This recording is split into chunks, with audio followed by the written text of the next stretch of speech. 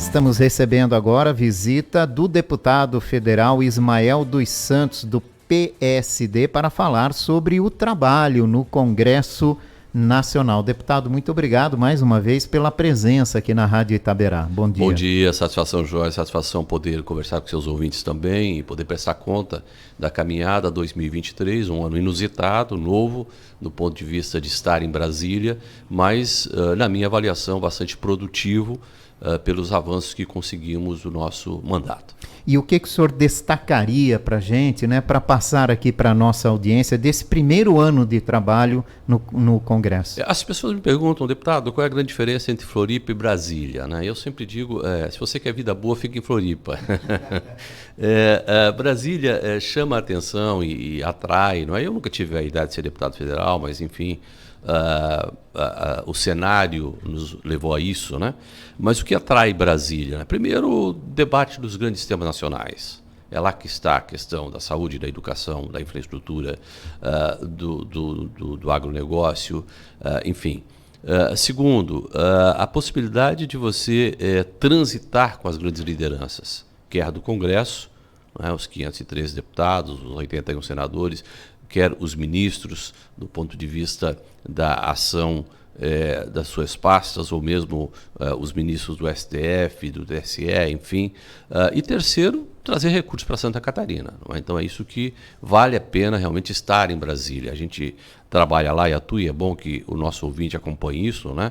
Na terça, quarta e quinta, são os nossos dias de Brasília. Mas, deputado, depois fica de folga? Não, aí sexta, sábado, domingo você roda o Estado. Eu faço 10.000 km mês em Santa Catarina, buscando visitar todas as regiões de Santa Catarina. Isso a gente tem feito. Eu diria que em 2023 foram mais de 100.000 km rodados em Santa Catarina. E lá em Brasília há uma agenda muito estafante. Você entra às 8 da manhã no parlamento, sai às 8 da noite, às vezes vara a madrugada, é tudo muito longe. Quem já esteve lá no Congresso sabe como é que é. Você tem que ir no plenário, tem que ir na frente parlamentar, tem que ir na comissão. Eu estou na Comissão de Educação, que é uma das mais importantes. Você volta para atender no gabinete, são 10, 15, 20 prefeitos por dia que você atende, dezenas e dezenas de vereadores, enfim. Então, é algo que exige muito de você. Eu tenho mantido aqui até pelo celular aí a minha média de passo é 10.000 passos dia lá, são 7 km por dia que você faz dentro da Câmara Federal. Mas essa é a nossa atividade. E é claro, toda segunda-feira a gente atende em Blumenau. Aí sim, temos ali na Rua Paraíba, de segunda a sexta, o gabinete funciona, mas toda segunda eu estou ali cumprindo minha missão de atender também a população blumenauense. Falando em recursos, deputado, quando a gente fala em representatividade, muitos defendem a representatividade pelo que tem de retorno nesse sentido de recursos, né? O que o senhor conseguiu trazer para Santa Catarina, para a nossa região? Vamos lá. São várias e diferentes, múltiplas possibilidades do ponto de vista de recurso, mas a principal delas são as emendas impositivas, né?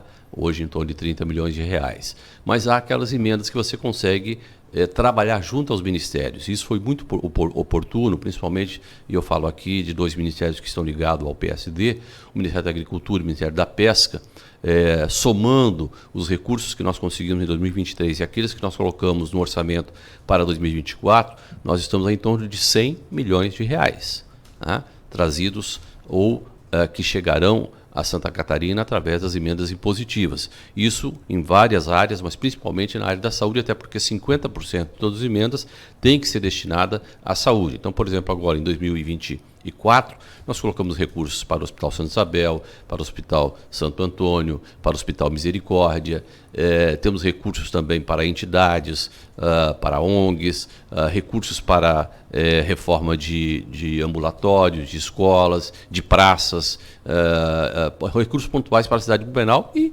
claro, atingindo aí, como disse, todas as regiões de Santa Catarina, chegando a esse patamar de 100 milhões de reais.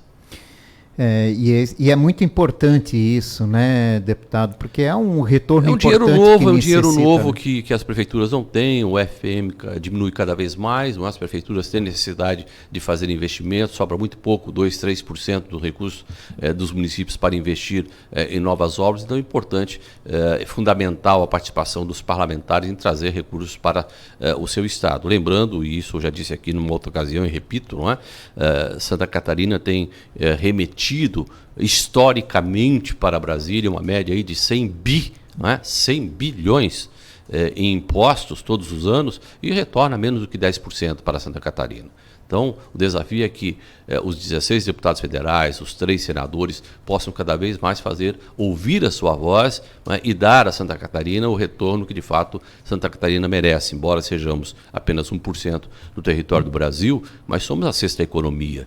E precisamos que esse olhar, não é, mais carinhoso, mais pontual do governo federal seja atento para com os catarinenses e os desafios que nós temos, principalmente no escoamento das nossas riquezas. Falo das nossas estradas, dos nossos portos e das nossas tão sonhadas ferrovias. Deputado, foi um ano de 2023 muito agitado lá no Congresso Nacional, né? Primeiro ano também do governo. E uma das pautas que agitou bastante foi a reforma tributária, né? Como é que o senhor analisa o texto aprovado pelo Congresso? Vamos lá. Primeiro dizer que a corda continua esticada, né, do ponto de vista ideológico. Extrema esquerda, extrema direita. Você pergunta, deputado Ismael, em que lado você está? Eu sou um deputado independente. Tenho dito isso, meu partido sabe disso, não é? Eu tenho votado naquilo que a minha consciência entende que é bom para Santa Catarina e para o Brasil, e voto contrário àquilo que entendo que é ruim para o Brasil. Reforma tributária, é bom para o Brasil? Mas é ruim para Santa Catarina. Uhum. E é ruim para Santa Catarina por quê? Porque os nossos impostos que vão ficar aí sobre um guarda-chuva de praticamente 3 impostos do IVA, não é? O imposto de valor agregado, vai ser gerenciado, gestado por um conselho político, não é um conselho técnico.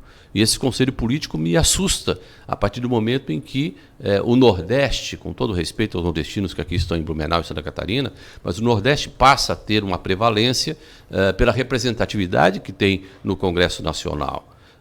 Acho que a reforma tributária, como disse, é necessária. Nós vivemos aí no manicômio tributário, são 450 mil normas tributárias que nós temos no país, isso realmente é inaceitável, mas essa proposta de um conselho gestor político me deixa amedrontado. E foi isso que me fez votar contra a reforma tributária. Ela passou, não é? Temos aí os próximos 17 anos para se adequar até 2050. Né? Há um grande processo de transição, passa a valer a partir de 2026, e agora a gente vai ter que estar muito atento, vigilante, nas chamadas legislações que vão fazer o complemento, principalmente, das questões tributárias dos diferentes setores. Além da reforma tributária, nós tivemos questões bastante polêmicas, como, por exemplo, a desoneração da folha, que ainda está um debate muito intrigante lá, o governo, o ministro Haddad, etc. e tal. Mas eu votei com muita tranquilidade pela continuidade da desoneração da folha, principalmente pensando em Santa Catarina e em Blumenau. São 17 setores da economia catarinense e brasileira que dependem da desoneração da folha, praticamente 25% da folha. É muita coisa. Imagine você para uma indústria têxtil, que significa 25% da folha. Né? Então é importante nós mantermos a desoneração da folha. Isso, é claro, tem um prazo de mais 4, 5 anos, mas para esse momento é fundamental. Então nós votamos favoráveis, contrário ao governo, o governo vetou, nós derrubamos o veto, né? Então está valendo a lei. É verdade. E vem mais polêmica pela frente, né? Porque esse ano vai começar o debate na Câmara dos Deputados da base curricular da educação para os próximos 10 anos com a Conferência Nacional da educação. E aí é rodeado de polêmica, né, deputado? Sem dúvida. Começou o debate nos municípios, depois em nível estadual e agora dias 22, 23, aí a Conferência Nacional, né, a CONAI, a Conferência Nacional de Educação, e no momento imediato vai para a Câmara. E aí qual é o grande debate? Não é? Eu li com muita dedicação, me debrucei sobre as 180 páginas do documento que recebemos, um documento proposto por uma perspectiva ideológica extremamente de esquerda, não é? E eu fiquei um tanto quanto entristecido, porque o documento deveria ser um projeto pedagógico e hoje ele é uma cartilha ideológica, certo? Por que ele é uma cartilha ideológica? Porque você vai encontrar ali, eu fiz questão de anotar aqui alguns números, por exemplo, você encontra a palavra LGBT por mais de 30 vezes, a palavra sexo por mais de 15 vezes, e assim vai. Enquanto você pega a palavra matemática, que é fundamental na educação, aparece 4 vezes. Então você vê que é um documento sexista, freudiano, sem falar na questão do agronegócio. Não sei por que há uma indisposição para com o agronegócio, que é a grande força motriz da economia do país, o PIB depende do agronegócio, e nós pegamos um documento educacional que vai servir para os nossos filhos e os nossos netos nos próximos 10 anos, totalmente contrário a uma proposta de uma economia verde sustentável, que é o que nós defendemos. Só para a nossa audiência entender, deputado, como é que se encaixa agronegócio no currículo, na base curricular da educação, né? Para nossa... O Enem... Para que a audiência entenda. O Enem deste ano, 2023, e aí permita-me aqui fazer uma observação, não foi deste governo, já veio do governo passado, os técnicos que prepararam, etc. e tal, mas o Enem é uma fotografia, não é? Ou uma tomografia, para ser mais preciso, clara, do que se espera, não é?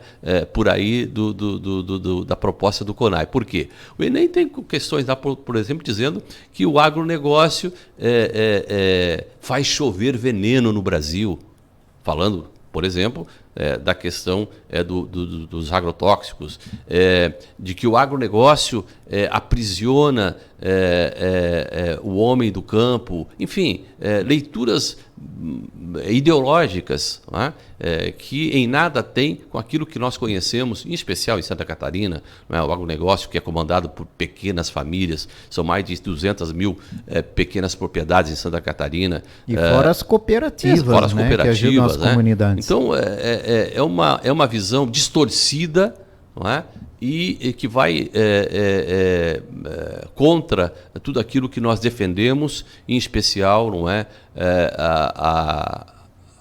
a liberdade, não é, do empreendedor brasileiro no campo, no agronegócio, na questão pecuária e na proteção, não é, da economia nacional. Eu tomo aqui, por exemplo, um outro exemplo, que é a questão muito ligada a Santa Catarina e que foi um tema muito debatido lá na Câmara Federal, e nós tivemos a oportunidade de capitanear, inclusive, o debate, que foi, por exemplo, a possibilidade da importação da maçã chinesa para o Brasil, que estava na pauta de negociação. E nós tivemos a oportunidade de conversar demoradamente com o ministro Fávaro da Agricultura, semanas antes de ele ir para a China, juntamente com o presidente Lula, e graças a Deus essa pauta ficou fora, porque 100 mil empregos em Santa Catarina ficariam prejudicados. Por que ficariam prejudicados? Porque de cada 10 maçãs produzidas no mundo, 8 são chinesas. Então você imagine o tamanho, o gigantismo, não é, do comércio de maçã dos chineses. E nós colocaríamos em risco toda uma fonte de riqueza em Santa Catarina, que é efetivamente a plantação e a colheita de maçã.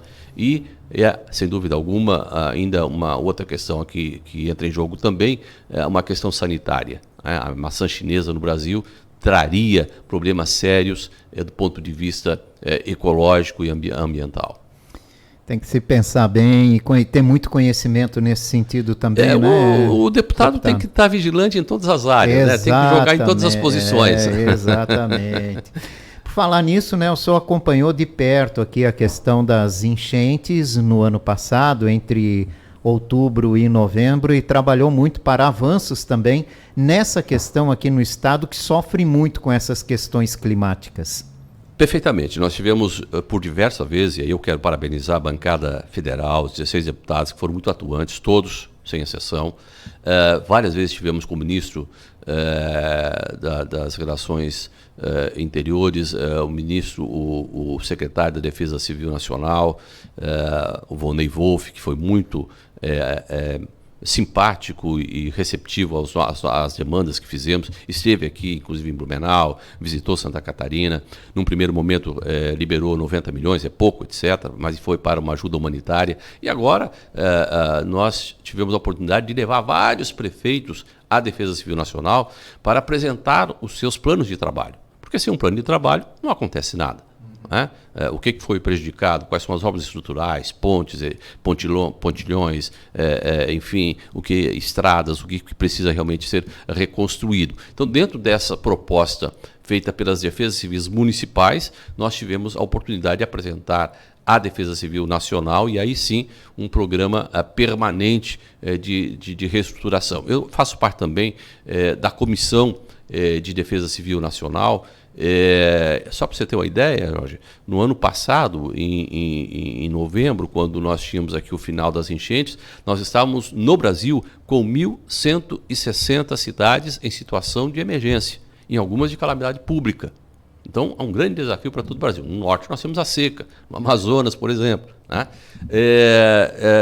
E, além disso, nós tivemos uma ação muito forte também junto a outros órgãos. Eu falo aqui um exemplo, a Caixa Econômica. Ainda não conseguimos vencer essa pauta, mas estamos batalhando, que foi a liberação 100% do FGTS para as cidades que declararam calamidade pública. Foram 21 em Santa Catarina. Né? Foi liberado o FGTS apenas para quem foi atingido pelas águas. Mas não é justo. Por exemplo, você pega uma cidade de Rio do Sul, ou uma cidade de Rio do Oeste, que ficou 40 dias debaixo d'água. Rio do Oeste, 40 dias debaixo d'água. Então, mesmo quem não foi atingido pela enchente, não é? Não foi direta, mas foi indiretamente. Né? Não pôde trabalhar, não pôde ir para a escola, etc. e tal. Então, é preciso injetar recurso nesses municípios para aquecer a economia. Né? E aí, por exemplo, o Rio de Janeiro teve agora 11 mortos, semelhante ao que teve em Santa Catarina, né? Foi uma semana de chuva, mas lá foi liberado R$800 por habitante de cada cidade, independente se foi atingido ou não pela água. Então, por que essa distinção? Não é? É preciso que se faça justiça e nós vamos brigar por isso já a partir do dia 1º de fevereiro, quando começam as sessões lá na Câmara. Deputado, qual vai ser o papel do senhor nas eleições municipais? É um ano importante, a eleição muito importante também, que são as eleições municipais, onde a gente define os gestores do nosso município. De que forma o senhor vai participar desse movimento? Nós tomamos uma decisão, e eu já deixei isso claro na mídia, não tem nenhuma dificuldade em esclarecer isso à população. O PSD de Blumenau, do qual eu sou presidente, temos o deputado Napoleão junto conosco, a vereadora Silmara, hoje com cargos eletivos, e a suplente de senadora Denise. Nós tomamos uma decisão de que não vamos participar como capitaneando uma chapa. Não teremos um candidato a prefeito em Santa Catarina, mas obrigatoriamente estaremos em uma chapa na condição de vice-prefeito. Então essa é a nossa disposição hoje. Temos conversado com vários partidos, não faço segredos, talvez o partido que a gente tem mais avançado é o Partido Novo, junto com o Tramontim.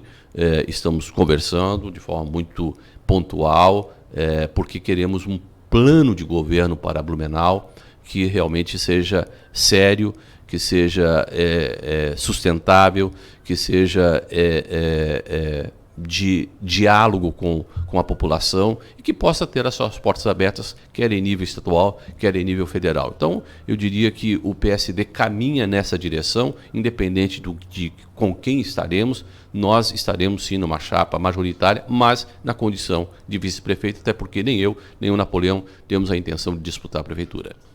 A imprensa já divulga, de certa forma, um pré-acordo, né, entre Novo e PSD. Temos conversado intensamente, buscando avançar. Há algumas barreiras que precisam ser superadas. O Novo tem um estatuto muito rígido na questão das coligações. Então é preciso dialogar, conversar, amadurecer e, se efetivamente a população assim o desejar, não é, nós caminharemos nessa direção. A esposa do senhor seria indicada como vice? Nós temos o delegado Marchetti, que é um nome interessante, temos a vereadora Silmara e temos a Denise, que é a suplente de Senado do senador Amin, que estão colocando o seu nome à disposição. Vamos avaliar, fazer pesquisas qualitativas nesse sentido e o que for melhor estará à disposição para participarmos de uma chapa na majoritária da Prefeitura de Blumenau.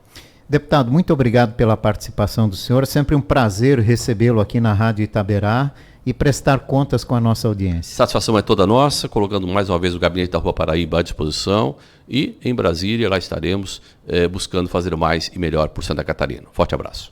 Deputado Ismael dos Santos, do PSD, conversou com a gente sobre os trabalhos em Brasília.